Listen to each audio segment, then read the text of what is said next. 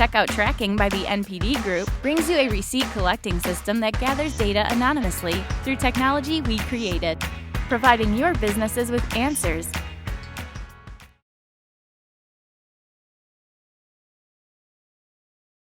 Chris Dewolfe, who is CEO of SGN. SGN's the fastest growing major mobile independent game studio in the US right now.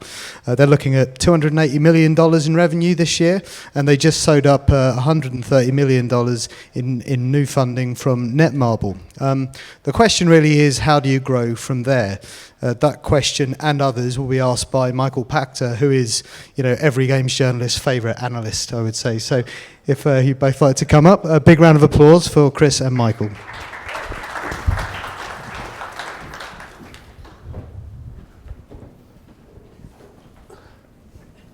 How do you grow from there? Let me start by asking Chris kind of an obvious question, except I don't know the answer to it. So Chris, you were a social media entrepreneur. You invented Facebook before there was Facebook and called it MySpace. That was your only mistake. Had you called it the Facebook, we wouldn't be sitting here. And you made a pretty successful exit from that business. What made you think you could do this? I mean, how the hell did you pick games, and what made you think, how did you have the balls to think you could succeed? So, good question. Like looking back on it, I probably might not have made the same decision. It's been a lot of work, and it's going to be a lot of work moving forward. But I think the inspiration was from a couple of different factions. Number one, in the MySpace days, spent a ton of time in Japan and China. So half the people in Japan during that time, call it 2006, were accessing their favorite social network through their mobile devices and playing games on their mobile devices. China, there was a game called Happy Farm that was killing it. This is before Farmville. And so it just felt like things were happening in Asia that were going to happen here.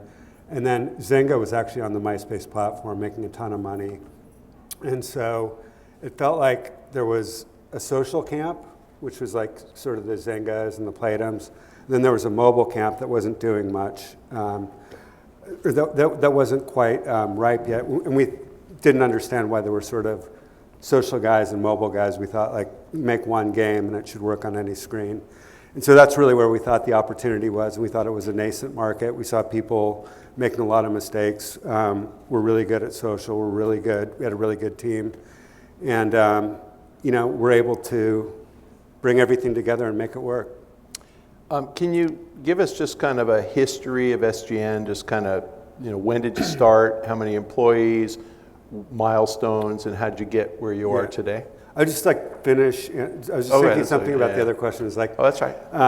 I'm personally really into media. Like, I love music. I love video, and I just spent hence the South by Southwest party.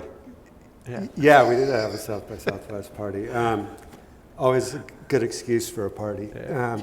Anyway, so music was sort of, I think already $1 billion or $2 billion had gone into Spotify, and I had just spent getting music licenses for MySpace, so it just felt like a really expensive space to be in. Like, no one was happy, the record labels weren't happy, the artists aren't happy, no one's making any money, and it just didn't seem fun, and kind of the same in the video space, that YouTube had pretty much sewed that up, and the whole MCN space hadn't started yet, so that left games, which seemed like a big green field for me.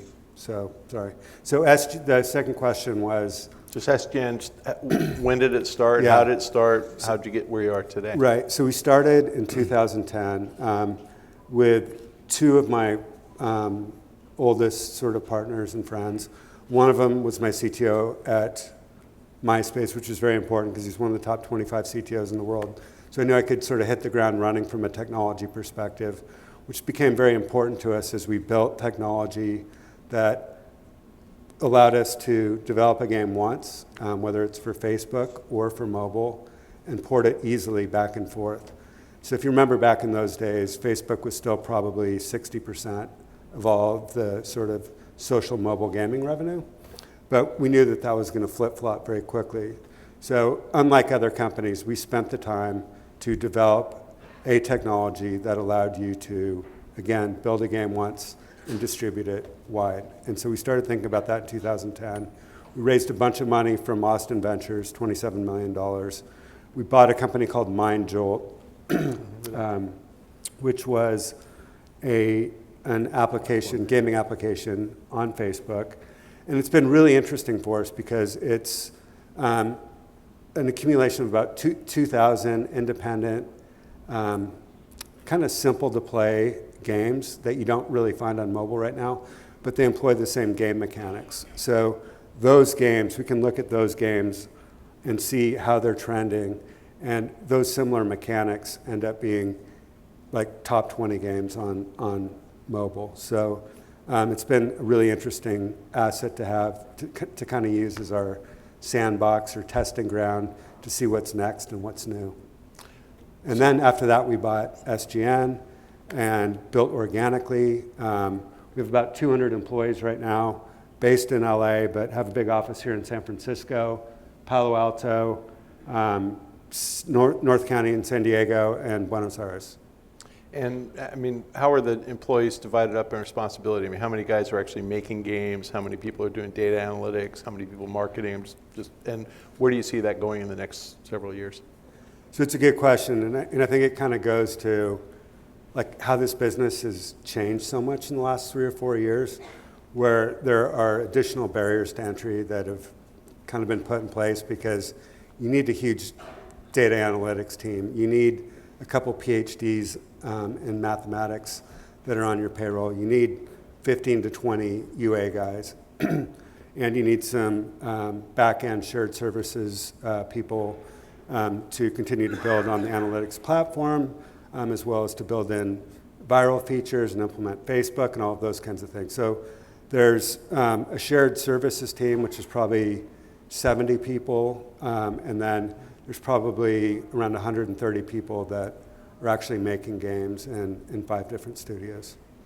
Can you talk about the recent partnership or strategic investor you brought in, and what do they bring to the table other than money, and why'd you do the deal, and where are you going with that? Yeah, so that's kind of the big question, right? So our thesis was that this industry will consolidate and continue to consolidate. The big will get bigger as more of these barriers to entry are in place. Launching a new game is very difficult. You need a lot of money. You need a lot of cross-promotion. You need a lot of people making sure your levels are perfect, your economy in your game is perfectly balanced. And so we thought it was a really good time to raise a bunch of money. And so we talked to a bunch of folks in the US, and certainly there was the opportunity to raise money from a financial partner here in the US. But by the same token, there also isn't the enthusiasm in the United States for mobile gaming that you find in Asia. And that enthusiasm is, I think, what got us really excited. Everyone's loves the space there because it's a fundamentally very healthy space if you've built your company correctly. So we met with a lot of people and started thinking about, okay, where's this space going? This is mobile gaming is the fastest growing entertainment medium. Biggest mobile game last year generated more revenue than the biggest movie. Right. And in 2 years from now, a couple years from now, China, Japan, Korea combined will be 55% of the world's revenue in mobile gaming. So with that said, as you know from all the people that you've talked to and your vast experience, it's really hard to get into those countries and to do well in those countries.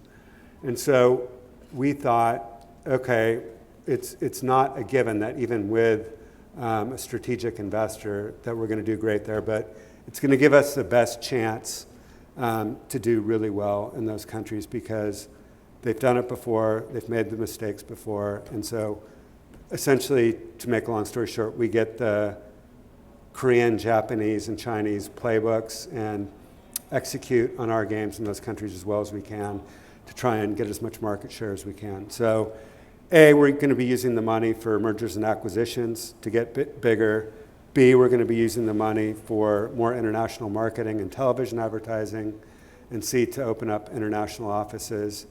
And that's how we're going to be using the money. But then strategically, the extra added benefit is very deep information exchange going both ways. Without getting, I don't want to get too many company secrets, but could you give us, kind of a rough percentage breakdown of revenue by, let's just say, Americas, Europe, Middle East, Africa, and then Asia Pacific? So just those three regions, just kind of where does your revenue come from? Because again, I'm not going to ask you what you do in any country. Yeah, so I don't know all the exact numbers. So, but round numbers. I'm just North curious. America is around, over indexes around 55%. Oh, okay.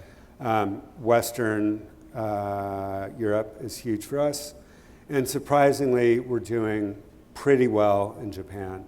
So if I look at the sort of top monetizing country, top revenue countries by game, it's always US, UK are 1 and 2, and Japan is always number 3 or 4. So we've done a good job. So Asia is a huge opportunity for you then. I mean, it is. We've actually proven it out a little bit in Japan, and we've gotten to the point where we know we can go bigger in Japan. We kind of, to a certain degree, have the playbook there.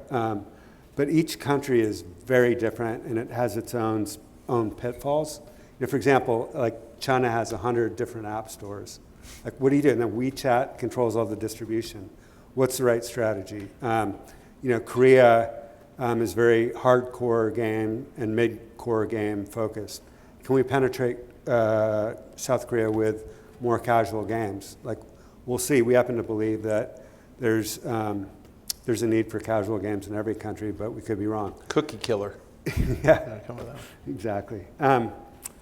And then there's like the other distribution platforms like Kakao in Korea and Line in Japan that present their own challenges and opportunities.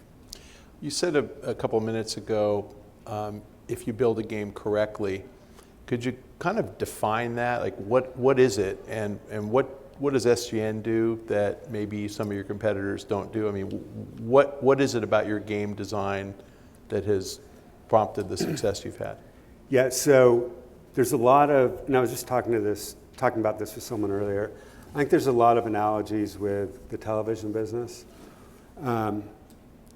good ones and bad ones, meaning in all of our games, we add new content to our games every week, just like there's a new television episode for Ray Donovan every week, or whatever your favorite TV show is.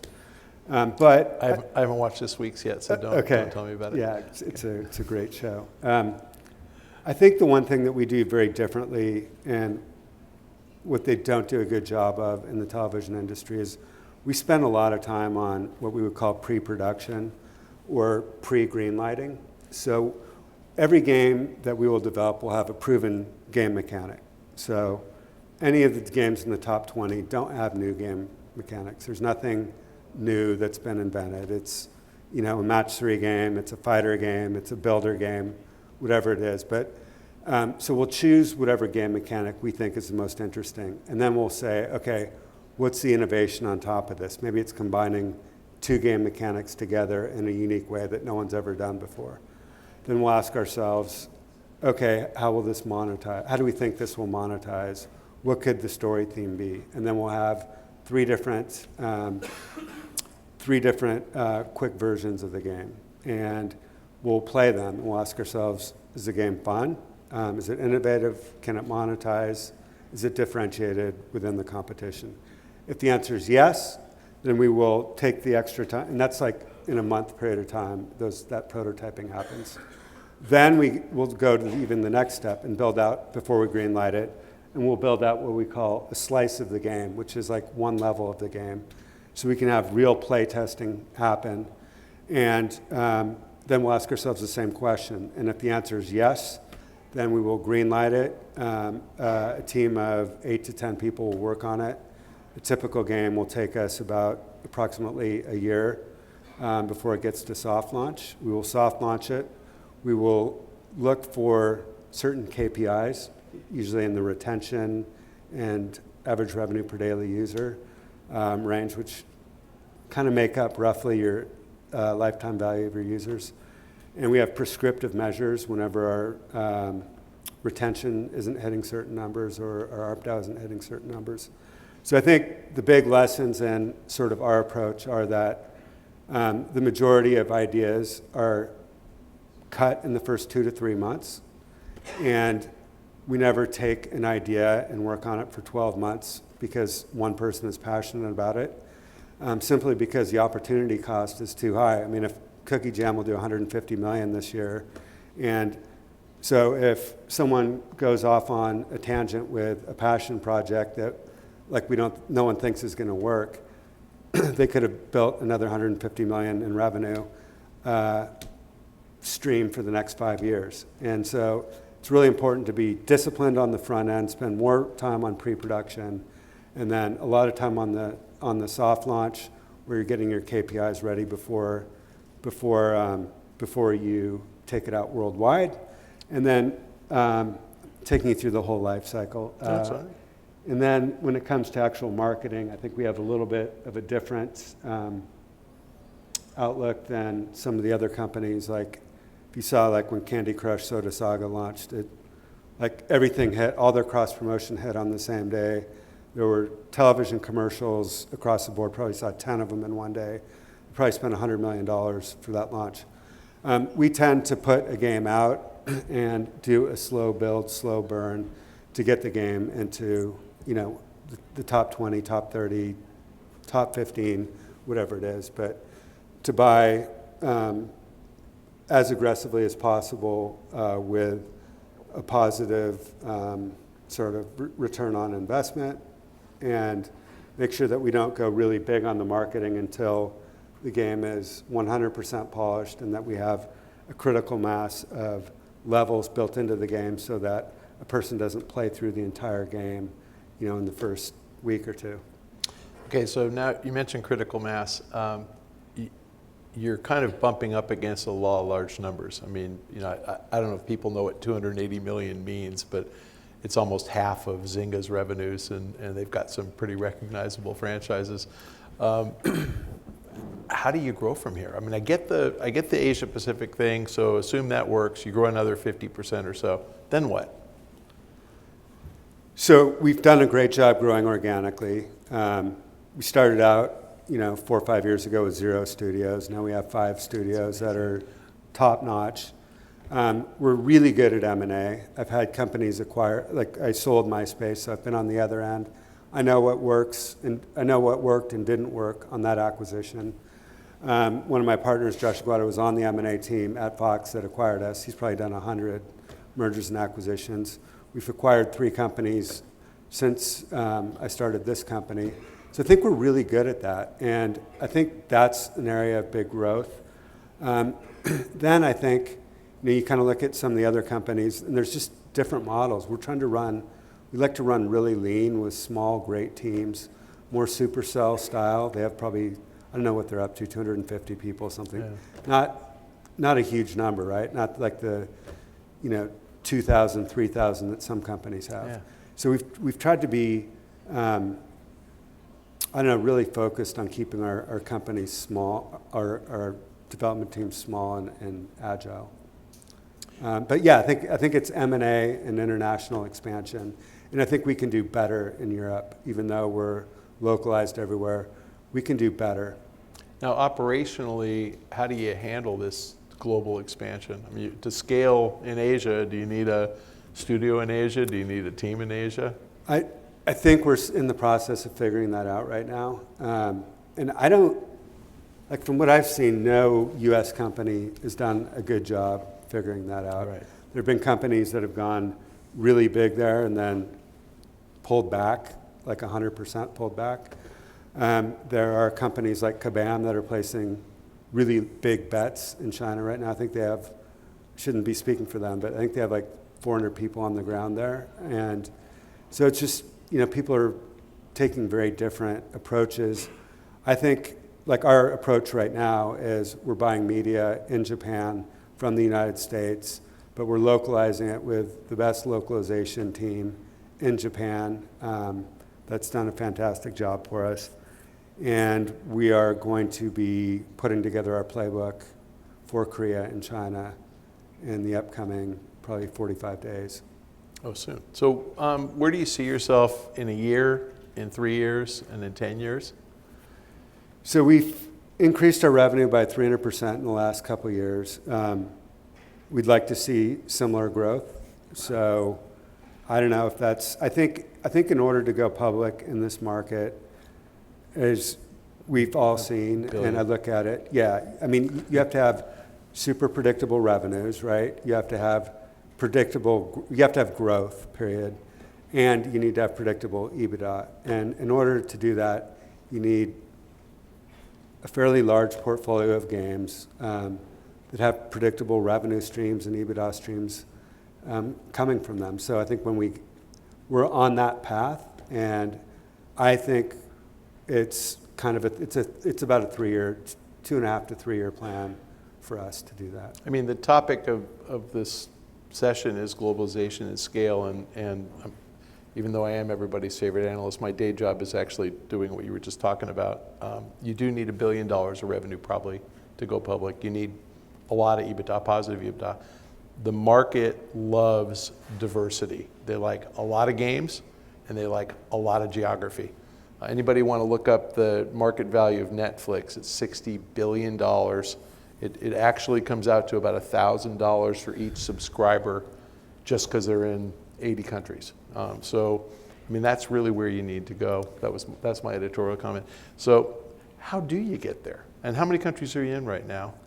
So, we're localized in, I think, 12 different languages right now.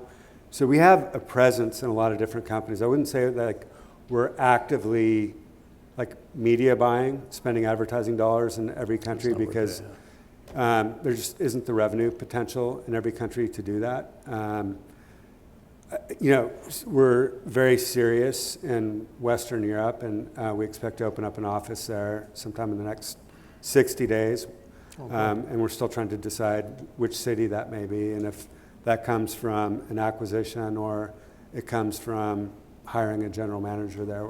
We're not sure yet. So I think there's still, 25 to 30% that we can improve there. And I think Japan is a huge opportunity. I think China and Korea, we have as good of a shot or better than anyone else, but who knows? No one's been incredibly successful from the West in either of those countries. So it would kind of be a first, but you got to take a shot at it because it's so big. That goes back to my first question. You have giant balls. You're taking a shot. I don't know how much time do we have time for questions or no? Okay. Why don't we take questions from the audience if there are any? Happy to entertain them. Anybody have a question out there? Just jump up and down. Oh, come on. I can get one started, actually. Chris, you said something at the start about, I think you were talking about the North America and Europe on mobile, how we're at a point where the big are going to get bigger, right? Were you talking specifically about companies, or do you see the same thing with games? Because when you look at the top grossing charts on either platform, really, we've seen the same sort of 3 or 4 brands take up those top spots over and over for about 18 months now. Do you think in 18 months, 2 years, we're going to see those same games sitting at the top, or is there room for a company like yours, say, to break in?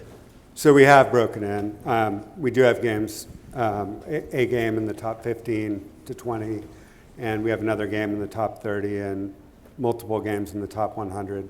So we expect to have more. I think what you're going to see is it's going to be a similar group of companies.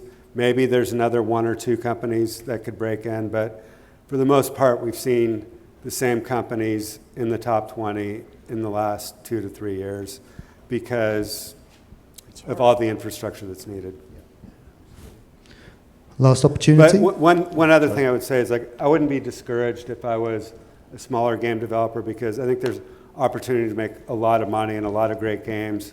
And what we've seen is the CPMs for an advertising-based mobile game business, CPMs are going up, so you can make an independent game developer, even a small one, can make a ton of money, and we've seen that from Flappy Bird and Trivia Crack for a minute and some other folks as well. Last call for questions.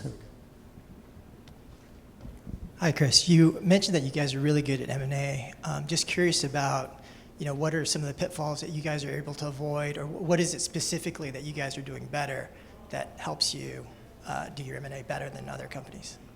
Yeah, so there's certain things that, there's got to be a good fit, right? So what we're looking for is awesome product people, people that are incredibly passionate about the games that they're making, more knowledgeable than, or as knowledgeable as anyone else in the industry, but maybe don't have the budget or haven't built out their analytics team as much as they can, or don't have the budget for user acquisition, don't have the expertise for user acquisition, don't want to deal with HR. Like, we want to deal with all the things that a great product game developer doesn't want to deal with, where we think we can add a ton of value, and continue to invest in those companies, have those people, have those teams vested in being with us in the long term, and incentivize them in such a way. So when we find those right fits, it works really well. If it's not a right fit, we'll just move along. Does that answer your question? Sorry. Okay. Hi, Chris. It's Arnie from Bake 450. We make casual games as well, and notice you guys are on the casual side. Are you guys considering making games kind of like to compete with like the Supercell, like the more mid-core? Because that's where you get the higher LTV. Yeah. Is a lot more investment, but it just makes more sense. You know, you collecting. I mean, you guys are doing a really good job with your analytics, but the users are, the LTV just probably not comparable to what the other mid-core games are doing. Yeah, so the cost to acquire a user are also much higher, so you got to look at that as well. Everyone seems to be going in that direction, and we've kind of been going in a very different direction. Prefer to like go in the direction of the green field and not in the competitive space of mid-core. We haven't really developed mid-core before, so I would imagine if we did, we wouldn't be very good at it. But that's not to say that we wouldn't acquire a mid-core company. So if there was a great mid-core product guy out there that understood all of the levers for monetization and what made the game fun and what could provide those awesome LTVs that you're talking about, that I totally agree with you do exist, we would do that acquisition. But I don't think you'll see us building anything mid-core or hardcore organically in the near future. Hey, Chris, Dean Takahashi here. Where are you, Dean? Right here. So in the other room, in the Chinese publishing panel, they were talking about after all is said and done, when you take a Western game into China, the developer of the game might wind up with 20% of the proceeds, and that maybe 80% of the proceeds would basically stay in China with the publisher or the App Store platform. And I wonder if that's just true across the board, or maybe, you know, if you have a more successful game that you can, you know, try to get a better deal than that. Yeah, so I think that's a good, so you're talking about just China, right? Okay, yeah. So China's complicated. It's a puzzle, right? Because WeChat controls so much of the distribution, and there are so many app stores. There's a lot of different ways to go about it. You could partner with one or two of the slightly smaller app stores and then do your own deal with Apple and begin to buy media. That's one strategy, in which I think if you are going to like a tier 2 or like somewhere right beneath like the Tencent guys, you might be able to get you can get a much better rev share, number one. And I think the notion of just throwing your game over the fence to a Chinese publisher, you're never going to get more than 20%. So you have to do a lot of the work yourself, and you have to cut the right deals and maybe even do some of the media buying yourself. And I think there is a path to a real revenue stream. I think Supercell is generating real revenue from everything I've heard in China. I think a lot of other companies aren't. And I also think that there's going to be, Chinese consumers are going to want increased quality. So if there are great games from the West that are localized in China, the Chinese consumers are going to want those games, and the big publishers are going to start paying a higher rev share so they can deliver those games to their consumers on whichever platform it is. So I've heard from people that have talked to Tencent that Tencent's going to start providing larger rev shares, but we'll see. That's more of a rumor. Hi, Chris. First of Hi. all, thanks a lot for doing this. Yeah. And so you went through MySpace, which was an online company and had success. Now you're going through SGN, which is a mobile company, and you've had success. So you have an understanding of how the changes of technology affect your business, and you have an idea of how trends go. Clearly, is in that you've made the shift. Do you see in the future, I was just curious, do you have an idea of how wearable technology might affect mobile gaming? So yeah, so I spent a lot of time both in AR and VR. I've been to Magic Leap in Florida, super interesting company where the technology there in the future for gaming will be you don't really need your device anymore. It'll be, at least you don't need it to play. It'll be out in front of you in a virtual screen. So you take your big screen with you wherever you go. I think that's going to be a big change. I think in terms of the virtual reality space, there's kind of a couple different quadrants. There's sort of the higher end space that Oculus is going after. That'll be probably 3 to 5 years away. And then there's sort of the lower end, and maybe it's not lower end, but more immediate space that Google Cardboard is going after. And I think all of that is super interesting, will be, at least the lower end, will be a reality in a couple years, and will open all of our eyes to what gaming really can be. And I think those that make that adjustment will be the winners. And I think maybe, I think Michael or someone asked me, will the same players in the top 20 be there 3 or 4 years from now? And I think yes, but I think that there's an opportunity for those game developers that get in early on AR and VR, that do it really well, that do something leverage something very different to be big winners.